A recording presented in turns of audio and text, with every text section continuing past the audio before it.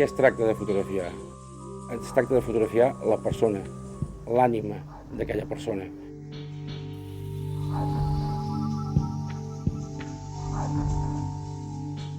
Naturals, espontanis, amb accions que no són les típiques, les conservadores, les clàssiques. Una fotografia absolutament contemporània, en uns anys en aquest format artístic quasi bé ni existia. Era un gran artista. Jo havia vist d'ell fotos precioses. Són una mica el reflexe del seu esperit, no? Una miqueta, del que és el seu interior. Ell estava enamorat dels núvols, del cel, dels llamps. La seva professió. Ell la va estimar amb bogeria. Però amb bogeria. Aquests sentiments que acabem d'escoltar són senzillament la forma en què s'expressen algunes persones quan recorden o contemplen part de l'obra d'un home que, amb la seva actitud infatigable, va buscar uns horitzons de divulgació que avui en dia segueixen vigents entre nosaltres.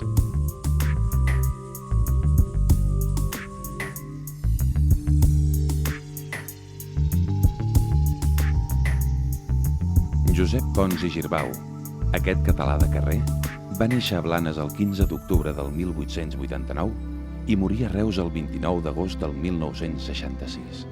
Anys després, el fotògraf del cel, sobrenom pel que era conegut dins la seva feina al Servei Meteorològic de Catalunya, que va dur a terme des de l'any 1923 fins al seu desmantellament el 1939, col·laborant fidelment a plasmar una obra contundent i silenciosa, ha tornat a ser notícia. La funció científica i social del Servei Meteorològic, l'immens arxiu que molts creien encara desaparegut, ha vist de nou la llum i de manera definitiva un cop catalogat i classificat el darrer 7 de febrer del 2003. Però abans d'entrar a valorar l'ocupació d'en Josep Pons dins el servei i el que representa l'esmentat organisme per Catalunya i la meteorologia en general, fora bo que entenguéssim les arrels i inquietuds professionals d'aquesta persona.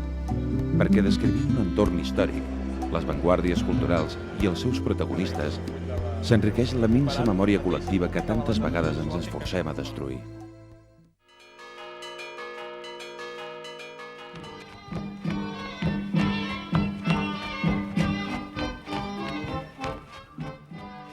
L'any que va néixer, 1889, Blanes encara no disposava de llum elèctric.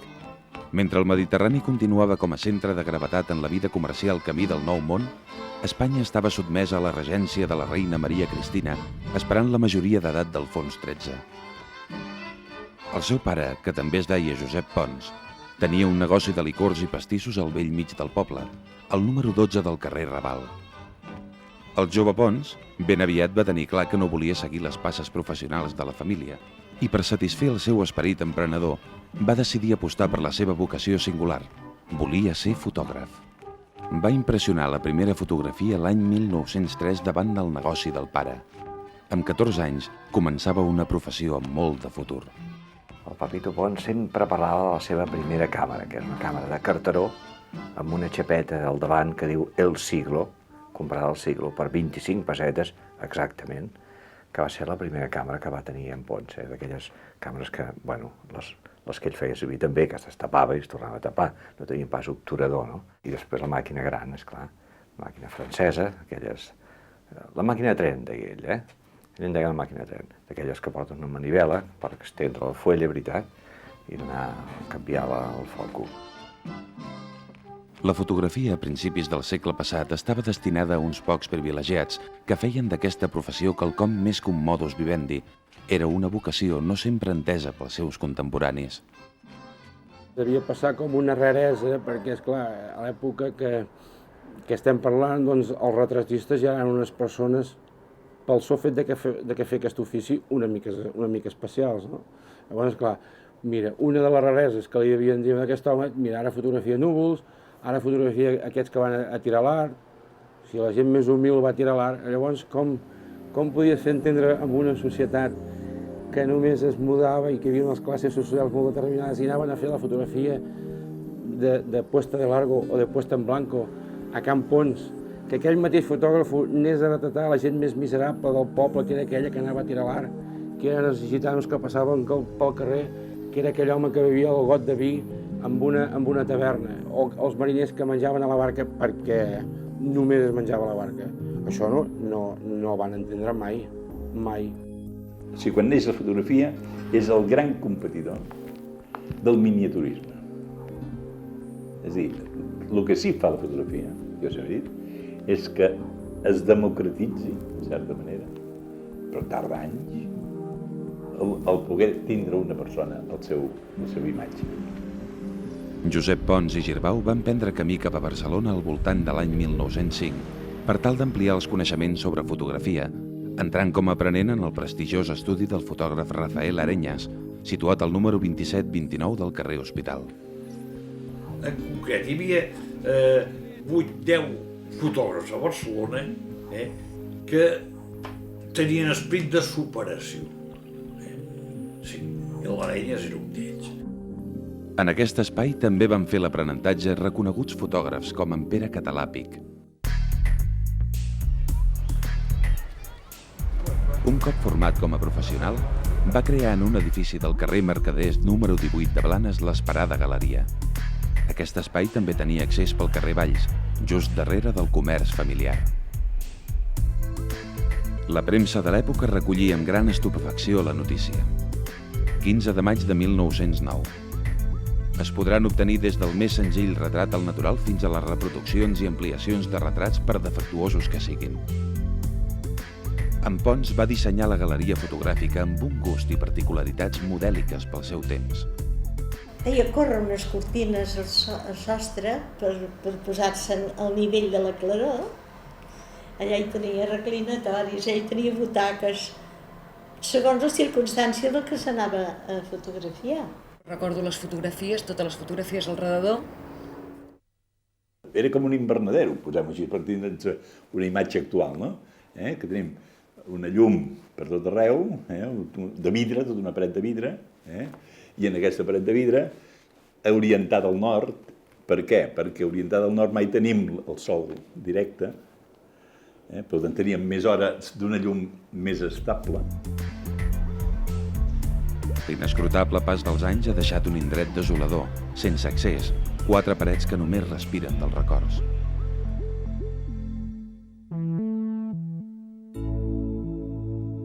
Part del llegat d'en Pons es conserva encara avui dia en moltes cases i llocs públics. Però sobretot en la memòria personal del seu poble. Aquest és el meu fill quan era petit. Això eren uns jocs florals juvenils quan tots els fundadors de Recull eren molt joves. Varen fer aquests jocs florals. Era l'any que va entrar en Primo de Rivera.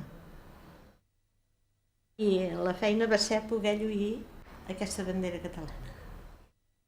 La comunió solemne de l'any 36. 2 o 3 mesos abans d'esclatar l'alçament nacional. Quantes generacions van passar pel seu estudi per immortalitzar-se en algun moment de les seves vides?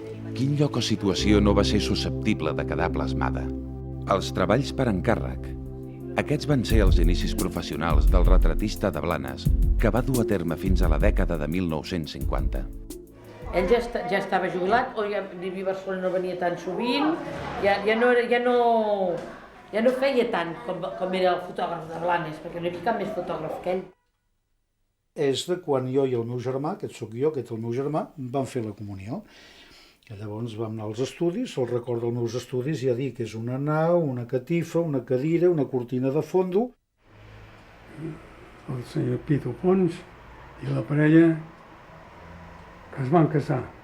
Aquesta és una altra foto, que aquí en tenia 5. O sigui, aquesta en té 85 d'anys, aquesta foto. Que feia tipus postals, també feia. Les postals són un llegat que té un valor especial. Durant molts anys hi va existir un boom al respecte. El fotògraf n'impressionà milers, algunes per encàrrec, d'altres a títol personal. Una eina de comunicació que ens permet tenir cura d'una doble història, la fotogràfica i la personal dels escrits. Podem veure que feia diferents tipus de tintat, diferents maneres de clar i fosc, Aquí tenim unes quantes que eren retratos de família. Una especialitat seva eren tempestes. Les tempestes és una cosa que li devia agradar molt. Més vistes de Blanes. Suposo que Blanes ho va fotografiar quasi tot. Gràcies a les seves fotografies sabem coses que existien en aquella època. En Benet Rouse és col·leccionista des de ben petit. Ja fa 35 anys que el seu interès per Blanes l'ha dut a cercar insistentment el màxim de postals que hi facin referència, tenint en Josep Pons com a exponent prioritari. Aquí tenim unes tintades, un pescador, aquí un altre sistema de tampon d'ell que tenia. La seva obra més coneguda és la que hem anat admirant al llarg dels minuts. És la que va saber dissertar la realitat, la que reflecteix en els retrats de persones humils, gitanos, passavolants, mariners. Tots ells integrants de la història d'un país i dels racons de la misèria i humanitat de l'ésser humà. És l'expressió que agafava també de les persones. És que a mi m'agrada molt, per exemple, mirar els ulls de la gent. I veus aquests ulls que et demanen alguna cosa. I si vas mirant totes les fotografies de l'avi, totes els ulls... Mira, aquesta dona mateix. Una persona que treballava molt el tema humà. Abans de fer la fotografia, doncs, l'home es relacionava amb el personatge, no? I era capaç d'aconseguir obtenir el màxim d'ell. Aleshores, això amb una fotografia es nota. Per exemple, aquest, que era un gitano que es deia Xixón, en casaca, molt bon home, fill de Blanes. Un fotògraf que havia olorat algunes fonts d'aquest moviment romàntic que hi havia de principis de segle, no? De reivindicar les coses més de la terra, més bucòliques, i per tant havia descobert que allò era totalment innovador, que era la foto del personatge pintoresc. Ara ho trobem molt natural perquè ho fa qualsevol reporter d'una revista, un diari, no? Un National Geographic, on a fora veus una foto. Però en aquell moment allò era realment nou, diferent. Són retrats psicològics, això. Ell ha anat a buscar allò... sentiments, no? Ha volgut retratar coses una mica immaterials, no? Ha volgut retratar l'esperança, ha volgut retratar la fe, fins i tot l'odi. I ell explicava tota cada fotografia, la forma que l'havia fet, la forma qui eren els personatges, els paisatges, els llocs, tot això. I això va fer que molta gent agafés interès en les imatges d'en Pons. I, en fi, no copiar-los, però intentar fer-los com ell, no? Aquestes consciències van ser fetes entre els anys 1909 i 1920. Si actualment no és fàcil aconseguir aquesta qualitat, tant en el detall com en el contingut, encara era més complex amb la càmera que utilitzava.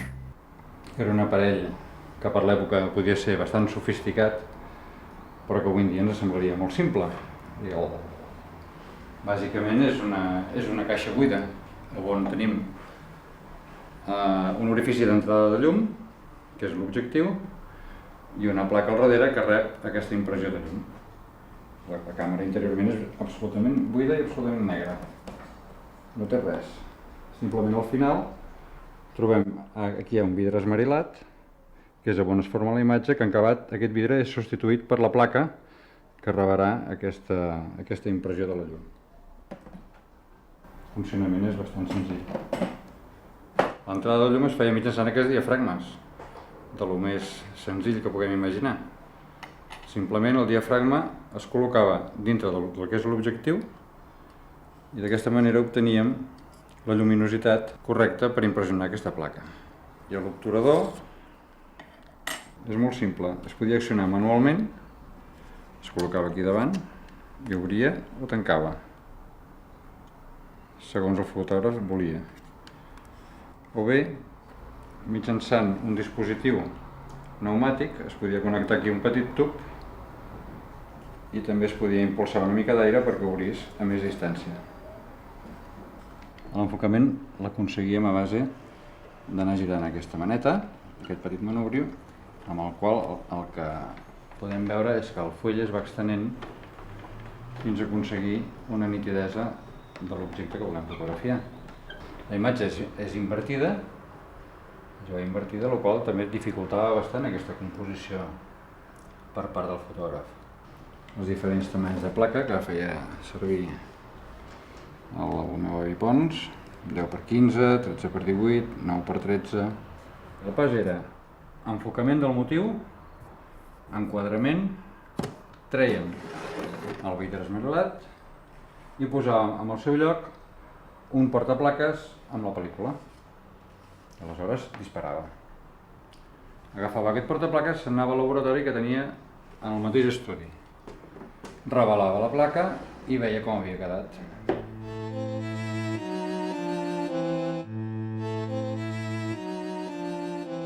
L'obra del fotògraf és també un retrat coral de les actituds d'uns homes i dones que molts d'ells vivien de la mar. Gràcies a aquestes escenes es pot entendre com era la pesca de l'època, el tràfic vora la platja, en definitiva, uns anys de gran esforç diari per sobreviure. Llavors no hi havia els quillats, perquè el quillat l'ara són aquestes barcasses tan grosses que surten a la matinada i van lluny, perquè van amb motor i amb molts altres sistemes de pesca. Llavors això no existia.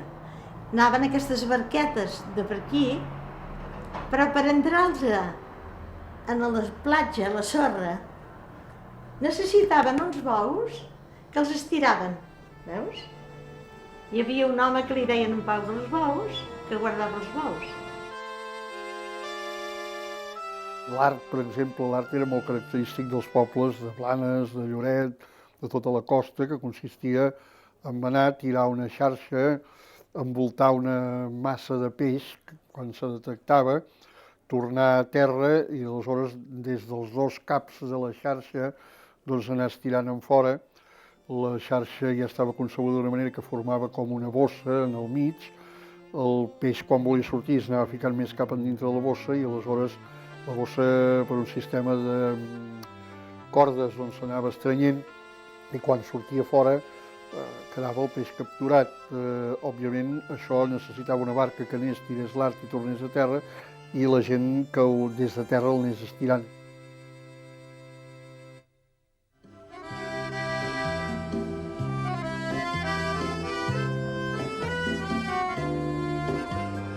La riquesa harmònica dels esplèndids paratges del seu estimat Blanes, de la Costa Brava o d'indrets rurals, també van ser objecte de contemplació per part de l'artista. Espais tots ells que avui en dia, encara que es veuen envoltats o modificats per l'avenç de la societat, segueixen conservant un estímul visual.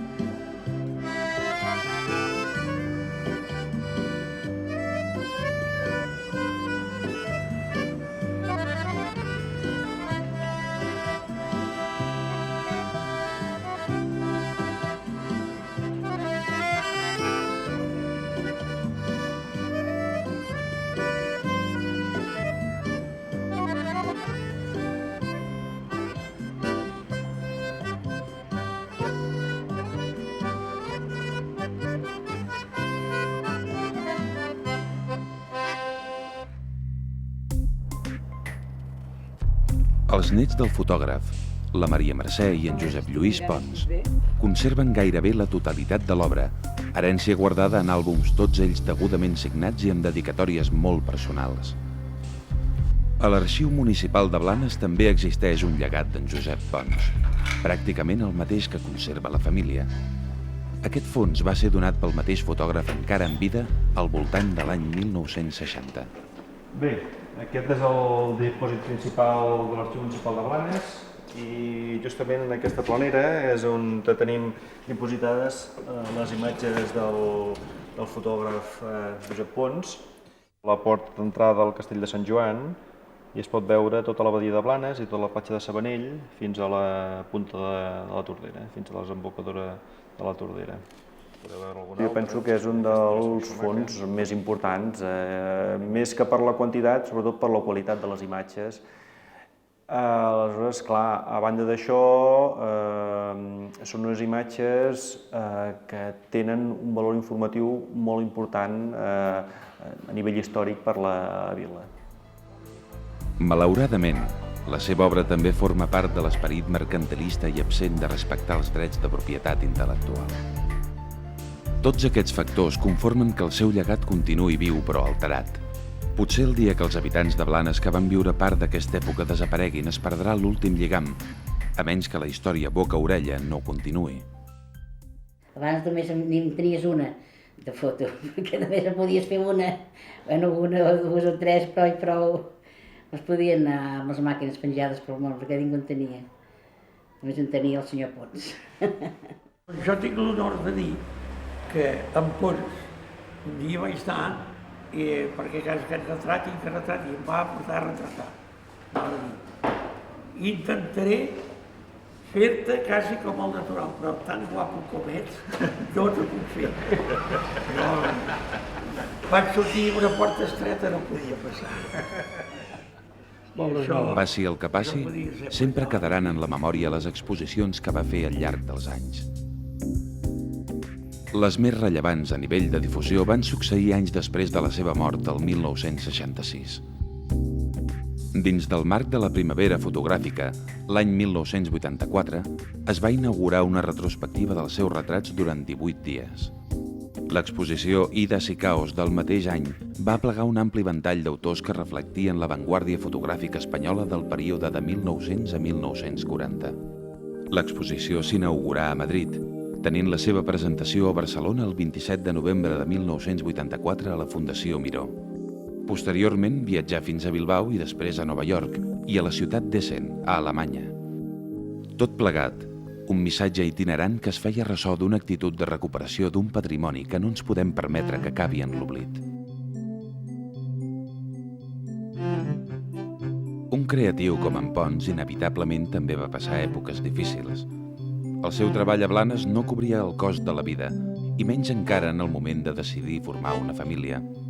Rondava els 24 anys quan es va casar amb la Francesca Tordera i Cullell, la Panxita, el puntal efectiu que l'acompanyà sempre en la seva professió. El 1914 varen tenir l'únic fill, en Josep Pons i Tordera. En aquest marc personal, l'aposta professional del fotògraf va ser complementada a emprendre un nou camí natural, el cinema. Amb un impacte diferent dins la fotografia, en Pons va formar part de l'època daurada de l'incipient cinema català. De 1906 a 1923, Barcelona, sens dubte, va ser la capital cinematogràfica de l'estat espanyol. Si ens comparem a altres cultures que no tenen estat, al contrari, vull dir, és una de les que sense tenir estat ha estat més forta. Tots els fotògrafs, quan arriba al cinema que es presenta com a l'últim perfeccionamiento de la cinematografia, de la fotografia, com deien les revistes de l'època, doncs és evident que la col·lusió entre fotògrafs i cinematografistes és, vaja, inextricable. La bona part de les filmacions que es fan a Catalunya les fan fotògrafs. Pons Girbau va entrar en contacte amb, diguéssim, amb els grans productors cinematogràfics de primera línia en aquest moment al país, més com a tècnic que no pas com a, diguéssim, com a director o com a productor de cinematografia i d'obres cinematogràfiques en clau d'art. Des del primer documental titulat La Costa Brava, de l'any 1915 per la productora Barcinógrafo, fins a l'última producció personal de l'any 1920, en Josep Pons col·labora en diverses pel·lícules emblemàtiques com Los Arlequines de Seda y Oro, de la Royal Films, i d'altres com Buitres de Aldea, Tenacidad, El Oprobio i La Obsesión de Periquito, amb la productora Lotos Films d'en Baltasar Abadal. Fins i tot un documental exportat a Argentina i dirigit per l'Antonio Furnó, Producción y exportación de aceite de oliva. En Pons es va aventurar a crear una marca pròpia juntament amb un actor de renom de l'època. En Francisco Carreras, al voltant de 1918, creen Ponscar Films. La societat només va fer una pel·lícula. És una pel·lícula d'argument de llargmetratge i coproduïda per ell, amb un soci, però llavors sí que és la marca Ponscar que vol acreditar-se. El que passa és que precisament això passa en els pitjors moments de la crisi i per tant amb les dificultats que això representa. Aquesta pel·lícula, Unión que Dios bendice, va ser rodada en un indret que reflectia de primera mà el drama rural que es destil·la escena rere escena. Torrelles de Llobregat va ser l'escenari natural. Avui en dia encara és possible trobar localitzacions del rodatge com la masia de Can Balasc, on vivien els protagonistes, i que molts deuen recordar, ja que es troba a l'entrada del Museu de Catalunya en miniatura.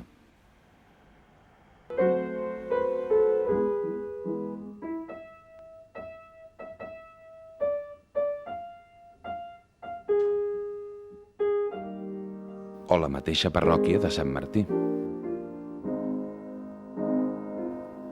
En d'altres, el canvi ha estat més substancial. Tot el trama de la pel·lícula també demostra el sentiment que hi havia rural de que els propietaris de les finques volien que seguís eixamplant a les seves finques i ja quan un fill naixia d'alguna manera ja li tenien assignat el que era la seva esposa o al revés, una noia ja li assignaven qui era el seu marit. I això, vull dir, ha durat fins fa molts pocs anys. L'obra cinematogràfica que més va estimar en Pons va ser rodada, òbviament, a Blanes. Aquesta producció personal es va dir El Expósito i va representar l'any 1920 el seu comiat definitiu del món del cinema. L'argument era un melodrama, un veritable document de la vida del seu poble. El Expósito va ser exportada a França amb el títol de L'Enfant Trouvé. Pons Girbau per mi és la memòria visual d'aquest poble en la primera meitat del segle XX, sens dubte. L'activitat tan frenètica que li va reportar la indústria cinematogràfica havia fet decidir a Josep Pons llogar un pis a Barcelona l'any 1918, al carrer Salmerón 105, segon primera, l'actual Gran de Gràcia.